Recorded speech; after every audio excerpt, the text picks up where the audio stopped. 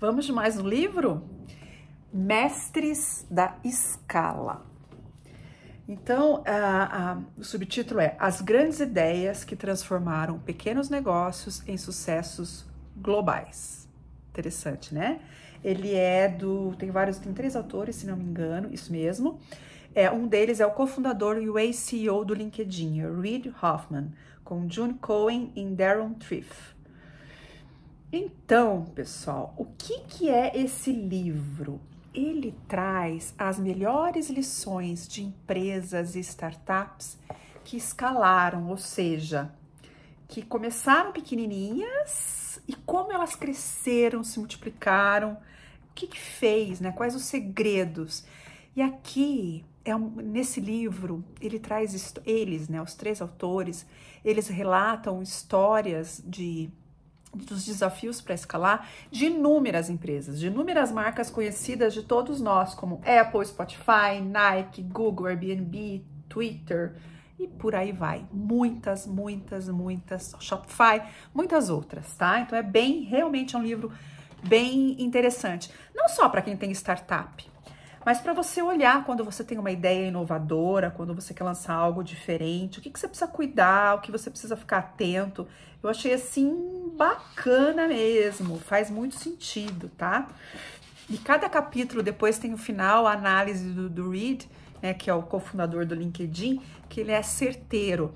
Aliás, Mestres da Escala também tem Master of Scale, um podcast, né, que o livro veio também de muitas coisas coletadas durante a elaboração dos podcasts, dos episódios do podcast. Então, vamos lá. Bom, em geral, as ideias melhores e mais escaláveis são aquelas que parecem menos plausíveis. Isso faz todo sentido para mim. Então, encontrar resistência quando você está começando uma jornada é um sinal positivo. Porque tudo que é fora do contexto, tudo que é diferente, as pessoas suspeitam, nem todo mundo encoraja. Bom, receber feedback honesto das pessoas certas, no começo da jornada, não é problema de edição de vídeo, não, repetir 2 vezes. Vai ajudá-lo de modo inimaginável e aperfeiçoar sua ideia. Pessoal, receber não. Todas essas empresas, a maioria delas, receberam muitos nãos no começo. Muitos nãos. Então, por isso, o primeiro capítulo é A Conquista do Não. Teve um site, da cofundadora de um site super famoso, The Muse, ela foi rejeitada, a ideia dela foi rejeitada formalmente, em reuniões com investidores, 148 vezes. Depois foi um sucesso. Então, gente, vamos ser resilientes. E o que é importante do não? Os diferentes tipos de não nos ajudam a aprimorar a estratégia e os objetivos. O ouro está escondido nos nãos. Gostei disso para muita coisa. Então, um não pode transformar uma boa ideia em algo revolucionário. Pode indicar a dimensão da sua ideia. Um não pode aperfeiçoar seu produto, gente. É só a gente ouvir, né? Então, tem vários exemplos de não que ele traz aqui, que eu achei bem bacana, até marquei aqui para você, ó. Deixa eu achar aqui. Tem o não preguiçoso, aqueles que não entenderam direito a tua ideia e já diz não. Tem o não constrangido, que o pessoal acha que é uma ideia, mas talvez acha um pouco complicado. O não revelador de um especialista é a prova de que você está encaminhando para algo grandioso e diferente. Então, às vezes ele fala um não, mas te dá algum tipo de indício. O não honesto, né? Então, se você tem um não e que você percebe que realmente a tua ideia não vai para frente, cara, pensa em outra coisa. O não desanimador, então tem pessoas que realmente desanimam a gente. Mas, gente, tem vários tipos de não, tá? Então, às vezes o não honesto é aquele que diz exatamente o que você tá fazendo de errado. Então, cara, ouça, né? O difícil é você entender, né? E tem o não que gera insights, gente. Ele fala um não e daí você consegue mudar e aperfeiçoar. Então, é importante você dar ouvidos e saber, não parar com o não, entender o não e o que você aprendeu com aquele não.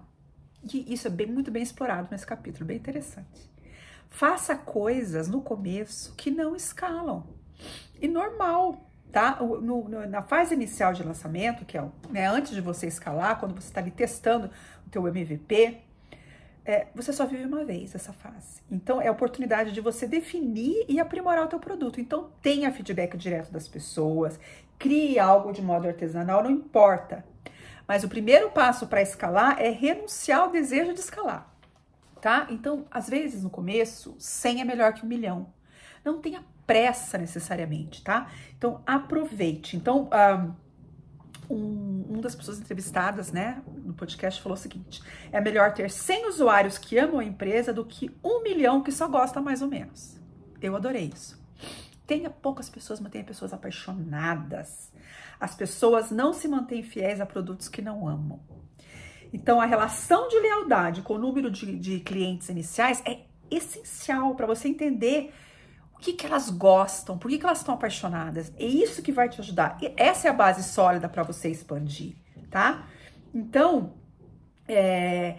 uma maneira de você usar esses clientes apaixonados iniciais é chegar para eles assim, ó, o produto é esse, o serviço é esse. Faz essa seguinte pergunta: como seria uma experiência com esse produto 5, 6, 7, 8, 9 estrelas, né? Teste isso em escala individual e veja o que as pessoas vão te dizer. Pode trazer insights riquíssimos. Outra coisa, trabalhar no onboarding, usuário por usuário. Então, aos próprios fundadores entenderem. Então, aqui no caso do Canva, que todo mundo usa, sempre que uma nova conta era aberta, eu e o Cliff, que é outro cofundador, a Melanie falando, ligávamos para o cliente e dávamos um tutorial. Eles falaram com milhares de clientes e com isso aprofundaram as necessidades delas, nas questões, no botão que não tinha feito muito sentido e por aí vai. Então, gente, crie. Daí ele traz vários exemplos de como você fazer isso, né? De como você aprimorar esse momento inicial antes da escala, de como você tiver as maiores dicas. Então, se concentrar num pequeno grupo, vá para a trincheira, atenda, fale com as pessoas, né? Estabeleça, veja os comportamentos mais relevantes ali. Então, gente, é sensacional, tá? Então, faça na parte da confiança, consistência ao longo do tempo, né? De você ver as pontes, os atalhos, faz com que alguém que as pessoas já confiem o endosse. Então, a gente usa muito isso, né? Você buscar uma empresa, uma pessoa que as pessoas, de maneira geral, já confiam para ela endossar. Ou então, estabeleça uma garantia ou um compromisso considerável e custoso e seja muito transparente. Você tem que ganhar a confiança dessas pessoas, tá? Ganhar a confiança. Então, faça de tudo, e aqui ele explica como você deve ganhar a confiança dessas pessoas, desse público. Aqui tá me mandando, eu anotei para ir para uma página, deixa eu ver o que eu tô falando aqui. Ah, já falei, tá? Então é bem importante isso. Qual é a grande ideia? Qual é a ideia que você busca? Então, olha só, olhe para 15 coisas. Como você tem uma grande ideia? Quer ter uma grande ideia? Olhe para 15 coisas da sua vida e anote-as em um papel. Aí escreva como e por que elas poderiam ser melhores. É provável que você já tenha uma grande ideia nessa folha. E por aí vai, né? Como você validar essa ideia. E uma dica do Reid: não pergunte às pessoas o que elas acharam da sua ideia. Pergunte para as pessoas o que a ideia tem de errado. Muito legal, né? Então, ideia simples, né? A ideia que nasceu, uma ideia simples foi o Instagram. Uma ideia escondida no armário foi o Rent the Runway. Ele conta a história, que é um marketplace para você vender roupas de grandes estilistas. A ideia que nasceu de um aborrecimento, Dropbox, não era para ser Dropbox, era para ser um outro tipo de empresa. Daí teve um aborrecimento, surgiu o Dropbox, por que não? Então, traduzir padrões de ideias de negócios, padrões em ideias de negócios, estar no cerne do que significa ser empreendedor. Então, às vezes você pivota para um produto, para um serviço bem diferente do que você tinha imaginado, mas você imaginou o processo. Então, às vezes você pode mudar em uma ideia já existente. Tipo, tem uma Bumble, que é uma rede tipo Tinder, mas voltado para mulher, porque as mulheres têm que tomar iniciativa. Olha que louco. Então, a ideia nascida, tem ideias que surgiram no 45 minutos do segundo tempo, como o Flickr. Então, gente, resistência de uma ideia gera atrito, que por sua vez gera faíscas, e faíscas gera ideias, tá? Se uma ideia é ruim, por que ela é péssima? Gente, é explorar. É buscar nessa cultura do projeto sem fim. Então, a primeira coisa, o primeiro pensamento que a gente tem que ter para escalar, para ter uma ideia, é decompor um problema de acordo com as premissas mais básicas. Depois você testa, questiona, recria do zero. Então, em vez de fazer as coisas do jeito habitual, esse pensador vai se perguntar, não poderíamos fazer isso de uma outra maneira? Então, pense assim, o que você poderia fazer de outra maneira? Então, essa cultura, né? A cultura da empresa. Então, cria um manifesto para criar essa cultura de você buscar fazer coisas de maneira diferente, como é o caso da Netflix. Aliás, A Regra Não Ter Regras é um resumo de um livro da cultura Netflix que tá aqui no meu canal. Personalize os espaços. Considere que os primeiros funcionários, os primeiros colaboradores são cofundadores culturais. Então, tenha franqueza com compaixão. Adorei isso. Persistência com curiosidade. Então, quais são as características que não estou disposto a permitir na organização de forma alguma? Quando você está criando uma empresa, antes de escalar, a cultura é imprescindível.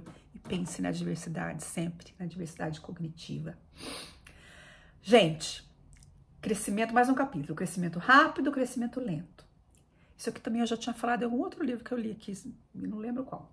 Se você não sentir vergonha do lançamento do seu primeiro produto, significa que o lançou tarde demais. É isso que você viu. Foi no Blitzscaling, que é um outro livraço que também tá aqui no canal. Se você não sentir vergonha do lançamento de seu primeiro produto, significa que você lançou tarde demais. O que significa isso? Quer dizer que você esperou chegar numa perfeição, numa coisa única, só que pode ser muito tarde. Melhor ser mais rápido. Aprenda a desaprender. Gente, na nossa era, você tem que aprender. Você não pode ser apegado a nada. Você tem que amar o problema, não as possíveis soluções. Né? Então, aprenda a desaprender, né? O que trouxe até aqui não vai você levar daqui até lá. Aprenda a experimentar a perfeição por meio da iteração. Isso é muito bacana. 7º capítulo. Observe o que eles fazem, não o que eles dizem. Gente, as pessoas dizem o que elas acham que o outro quer ouvir, ou que é relevante, ou que tem a ver com o status social e intelectual dela. Observe o que elas façam, né? O Zuckerberg tem uma frase aqui, ó. As pessoas são péssimas em prever as próprias reações em relação a coisas novas. Google. No começo falaram que tinha que ser 30 páginas, 30 links por página, eles disseram, as pessoas pesquisadas, o ideal é 10. Então, gente, observe, é mais importante. Outras frases maravilhosas: para ser líder, seja primeiro um seguidor. Observe o que eles fazem, não o que eles fazem, e por aí vai. Acolha as pessoas. A arte de pivotar, que é mudar de direção, né? Então, às vezes, você tem que sair do teu plano original porque alguma coisa mudou. As circunstâncias, as condições de mercado, nova oportunidade, um obstáculo, uma nova compreensão mais aprofundada do potencial de um produto. Gente, não se apegue, tá? Então, você pode até uma mudança pontual, ou você pode mudar completamente. Conhece a história do Shopify? Shopify, que começou com um cara montando um site para vender produtos de snowboard no Canadá. Ele criou algo tão legal que o pessoal começou a pedir para ele que ele criou o Shopify. Simples assim, tá? Outra coisa, não pare de liderar. Um líder, esse é o capítulo 9. Um líder precisa de 2 coisas para criar uma equipe forte e unida: uma missão nobre e o contato diário com as pessoas. Não precisa ser presencial, mas tem que ser diário. Então, o que ele falou aqui, que eu achei sensacional, é uma batida cultural. A cultura é muito importante. Então, tem uma batida cultural, tem um ritmo, tem uma frequência, tem uma sequência, né? E a batida de um grande líder não força as pessoas a segui-lo, mas as inspira a querer seguir, tá? Então, precisa ter uma cultura coesa, tem uma visão clara, coragem de ter convicções, capacidade de comunicar essas 2 coisas. Então, olha quanta lição maravilhosa que tem nisso. Outra coisa dessa cultura e dessa filosofia de você escalar, de ser mestre em escalar, é ter transparência radical.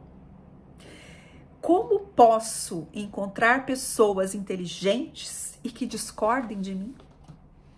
Então, olha o mindset. Pessoas inteligentes que discordem de mim. Alguém falou isso no livro, agora eu não anotei. Vou ser radicalmente honesto e transparente com vocês. E espero que vocês sejam radicalmente honestos e transparentes comigo. Pessoal, É muito, muito legal. E finalmente o último capítulo é o cavalo de Troia. Que tipo de impacto positivo consigo produzir que ao mesmo tempo vá sustentar o meu negócio principal? Então pense no impacto positivo sempre, isso tem tudo a ver com o que eu acredito. Então eu finalizo dizendo, que tipo de impacto positivo consigo produzir que ao mesmo tempo vai sustentar o meu negócio principal? Então talvez o seu negócio não seja 100% de impacto, mas se ele, além do negócio principal, ele gerar um impacto, gente, é muito, muito legal. E daí, nesse caso específico, ele conta a história do Duolingo, que é bem bacana. Então veja quanta história legal. E é isso, já deu mais de 15 minutos aqui. Então, Mestres da Escala, é um livro que realmente eu acho que vale a pena ler para você que está começando uma empresa, que você que está pensando em criar uma empresa, para você que já tem uma empresa, para você que quer lançar e desenvolver um produto ou um serviço, as coisas que você precisa considerar, dicas muito práticas de marcas que já fizeram, erros e acertos. Legal? Gente, não sei se você está vendo pelo YouTube ou se você está vendo por algum canal de podcast e videocast, né, no caso. Se você ainda não me segue, peço que você me siga para eu ganhar mais amplitude, ter mais disponibilidade. Infelizmente, se a gente tiver poucos seguidores, a gente não consegue avançar, tá? Então, é isso. Avalie, critique, comente, compartilha. Conta para mim o que você achou, tá bom? Beijo!